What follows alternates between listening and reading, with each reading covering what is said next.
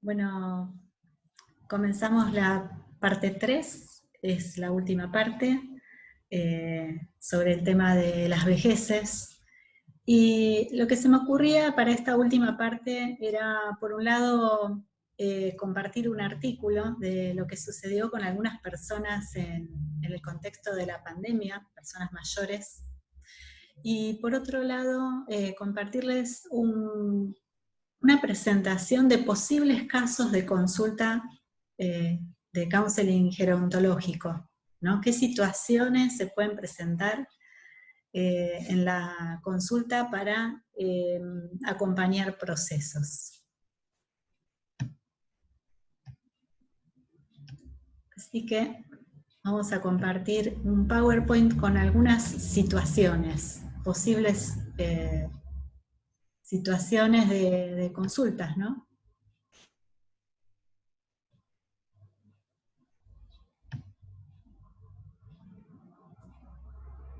Así que, para esta tercera parte, vamos a preguntarnos cuáles serían los posibles motivos de consulta de una persona mayor a un counselor. Sexualidad. Generalmente, para abordar el tema de la sexualidad, es poco frecuente que una persona mayor acuda a un sexólogo, a un counselor especializado en sexología, directamente para hacer una consulta específica. Generalmente el tema de la sexualidad es algo que va a transcurrir en cualquier proceso, cualquiera sea la consulta. En algún momento el tema de la sexualidad va a irrumpir. Eso es algo que es mi experiencia dentro del counseling. Tarde o temprano el tema de la sexualidad va a aparecer, ¿no? ¿Cuáles serían los temas de consulta con respecto a la sexualidad? Bueno, en el caso de las mujeres, la disminución del deseo sexual, situaciones de confrontación con la pareja, porque ellas por ahí por una cuestión de hormonal o por alguna cirugía, por algún trauma de la vida cotidiana, no tiene ese deseo sexual o está pasando por algún estrés postraumático, donde el deseo está en otro lugar y la respuesta sexual biológica cambia, varía con respecto a la respuesta sexual masculina. Las mujeres necesitamos más preparación para el encuentro sexual, necesitamos de fantasías, y muchas veces por una cuestión de desconocimiento, de falta de información, por guiones estereotipados de las parejas de larga convivencia, repiten el mismo cliché de encuentro sexual y bueno, no hay un interés, ¿no? Estas son situaciones que suelen presentarse dentro de la consulta y necesita de una especialización, ¿no? Que existe la consultoría en sexualidad. Otro de los motivos de consulta es el momento del retiro laboral, ¿no? Para muchas personas, como vemos en la imagen de los que están corriendo, disfrutando de un paisaje, por ahí es un momento de una gran oportunidad de poder disfrutar de las cosas que tanto tuvieron pendientes y que la jornada laboral no se los permitía, ¿no? Pero para muchas otras personas el tema del retiro laboral, cuando persisten luego de su edad jubilatoria dentro de una empresa con la que se han identificado, y la misma empresa lo invita a su retiro, es un momento también de crisis vital, ¿no? Otro de los motivos de consulta, como en todas las edades, en todos los grupos etarios y en todas las etapas de la vida, son los problemas vinculares, los problemas de vínculos intergeneracionales, con el cónyuge, con las amigas, con problemas de trabajo, con los vecinos, con algún familiar, múltiples problemas de vínculos humanos, de relaciones humanas, ¿no? Otro de los temas que puede ser motivo de consulta pueden ser las crisis vitales en general. Cualquier cosa que produzca un cambio en que muchas veces se da en el cambio de década, de pasar, por ejemplo, de los 50 a los 60, de los 60 a los 70, de los 70 a los 80, ¿no? Las expectativas de vida, los proyectos, como vimos en otros encuentros. Otro de los motivos de consulta puede ser el capacitismo. Mis hijos me dicen que no me mueva de casa por la cuarentena. Mis hijos me prohíben ir al supermercado. Y por ahí no tienen ninguna comorbilidad, ni ningún tipo de situación por las cuales su vida esté en riesgo. Y estas personas son autónomas, pero en el contexto de pandemia puede ser que el entorno familiar esté sumamente preocupado y restringiendo las actividades de las personas mayores cercanas, ¿no?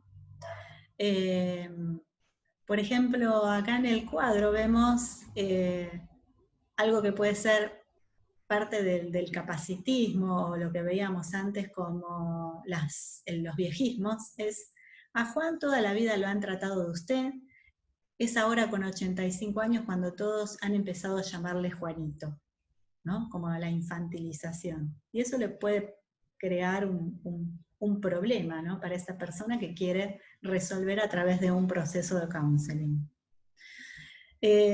La señora de la tapa de la imagen que tenemos dice: nunca pudo tomar muchas decisiones, ahora con 80 años ya no toma ninguna, ¿no? Tiene que ver con la generación silenciosa, ¿no?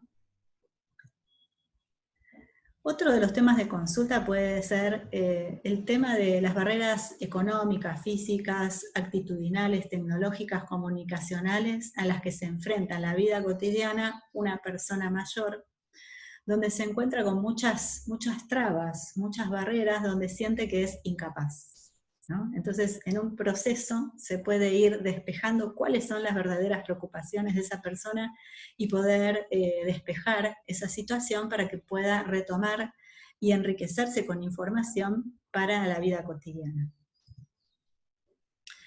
Ya habíamos hablado antes de la perspectiva de género y el tema de los cuidados, donde en un trabajo que les voy a adjuntar como material de lectura complementaria de Echeverría sobre cuidados, vamos a ver que con respecto a la perspectiva de género y los cuidados, las mujeres son las que mayormente son encargadas de los cuidados, cuando en realidad tendrían que en ocasiones ser ellas las que reciban los cuidados, ¿no? Recuerdo el caso de una bisabuela que era la encargada de ir y volver al colegio a ir a buscar a los chicos, cuando en realidad ella en esa etapa, y por el deterioro que tenía, apenas podía caminar, lo dificultoso que se le hacía en las distintas épocas del año, en el invierno por el frío, en el verano por el calor, ir y volver al colegio para ir a retirar a los chicos, mientras la abuela, que tenía una discapacidad intelectual, y la madre, que estaba en otra sintonía. Bueno, otro de los motivos de crisis vitales es la convivencia. Ahora, en el contexto de cuarentena, ahora que pasamos más tiempo juntos, el tema de la convivencia y de replantearse ciertas cosas dentro de la familia es algo que es para también alojar en un proceso. Otro de los temas que mencionamos es el tema de la identidad de género, que muchas veces ha sido silenciada a lo largo de la vida, y que por ahí en esta etapa y con los contextos de las leyes de matrimonio igualitario, de identidad de género, los movimientos de activistas LGTBI, han permitido que la persona pueda manifestarse, ¿no? Con su identidad, con su orientación sexual. Para eso voy a compartirles cómo han vivido algunas vejeces de los colectivos LGTBI. Sabemos, por ejemplo, que en estadísticas las personas trans no viven más allá de los 35 años en promedio. Es una rareza encontrar una persona trans que sea persona mayor o adulto mayor. Pero, ¿cuáles son las situaciones que se han dado, ¿no? Les voy a leer algunos ejemplos, son publicaciones periodísticas. Norma Beatriz Gilardi es una travesti de 66 años que vive en Villa Celina, una localidad del partido de La Matanza, provincia de Buenos Aires. Por teléfono cuenta que el encierro le recuerda los años que estuvo presa durante la última dictadura. Fueron 10 años privada de mi libertad, salí cuando volvió la democracia. Esos recuerdos me pesan mucho. Beatriz tiene algunos problemas de salud y al igual que a muchas travestis de su edad, a los 9 años su padre y su madre la echaron de la casa. La mayoría de sus amigas fallecieron muy jóvenes, por esto que les contaba la expectativa de vida de hasta 35 años promedio. El único lujo que me doy es tener clave para entretenerme un poco, son mis 4 gatitos, que son mi única compañía. Por suerte pude conseguir algunos medicamentos sin cargo, porque con mi pequeña jubilación de ama de casa no me alcanza para nada.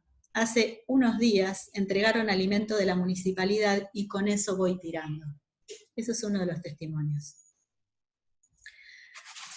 Otro de los testimonios que quería compartirles era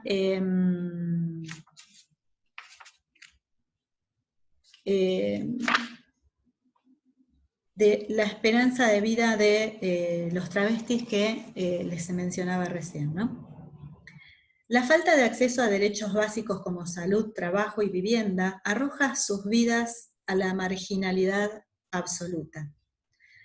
Beatriz, el ejemplo que mencionábamos recién, sobrevivió en época de pandemia y se limita a salir solo para hacer algunas compras y agradece a un compañero de militancia que le consiguió una receta para comprar sus medicamentos. Por ahora su rutina no ha cambiado demasiado.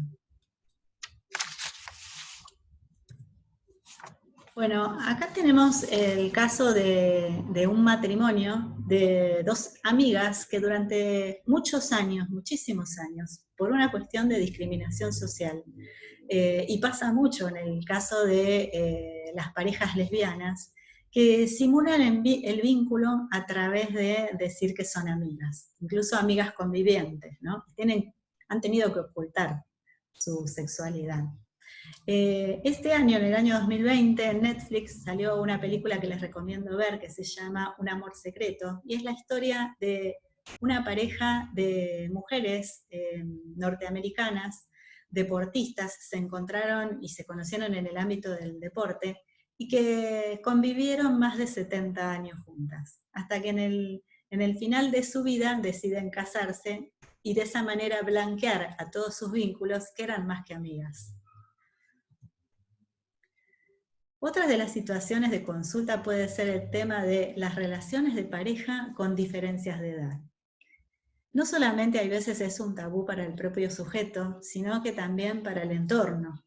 Muchas veces pasa que el entorno familiar censura este tipo de relaciones y hay veces las combate, ¿no? Ese tipo de situaciones, en algunos casos que yo he tenido que abordar en procesos, es el tema de elegir esta pareja con diferencia de edad, desvincularse de su familia, teniendo que elegir, ¿no? Entre vivir esta relación de pareja en esta etapa de la vida, a seguir encontrándose con su familia vincular. Son decisiones realmente muy dolorosas y muy difíciles de tomar. Para eso también les puedo recomendar la película Nosotros en la noche, con Robert Redford y Jane Fonda. Otra de las cosas que en los últimos años se ha visto es el tema de los hijos que siguen cumpliendo años y no se van más del hogar, y en la etapa en que estas parejas o estos sujetos que viven solos, ¿no? Padres o madres, que quieren tener independencia y libertad para vivir su vida como les plazca, se ve invadida por la presencia de este hijo, hija o hijos que no se van nunca del hogar. O al revés, que en una situación de separación de los hijos o de quedarse sin trabajo, vuelven a la casa de los padres y allí la convivencia se hace difícil. Una de las situaciones que me ha tocado vivir de cerca es el caso de una señora que llega a la guardia médica con un pico de diabetes, y en la anamnesis que le hacen los médicos, ahora se realiza una verificación gerontológica integral, donde también, aparte de hacerle los chequeos médicos, se le pregunta cuáles han sido las situaciones de estrés de sus últimos tiempos que quizás haya sido causante de, en este caso particular, el pico de diabetes. Y era que, bueno, que su hija y sus nietos habían vuelto a vivir con ella por una situación de separación o divorcio, ¿no? Y eso, por no poder decir que no, se le fue al cuerpo, digamos, ¿no? Esta es la situación que más o menos estábamos mencionando. Y para finalizar, bueno, quería agradecer la oportunidad que Ischis, primero como alumna y ahora me da la oportunidad en la docencia de poder compartir este espacio para compartir algunos conceptos sobre la vejez, o las vejeces, como me gusta decir a mí, y quería alentarlos a que continúen estudiando. Yo sé que el contexto es bastante difícil y se verán en un montón de desafíos, desde la conexión, encontrar el espacio para estudiar, etc. Y una vez que concluyan su etapa de formación, puedan continuar estudiando y perfeccionándose, porque el counseling cada vez más y en estos tiempos va a ser cada vez más necesario. Así que muchísimas gracias.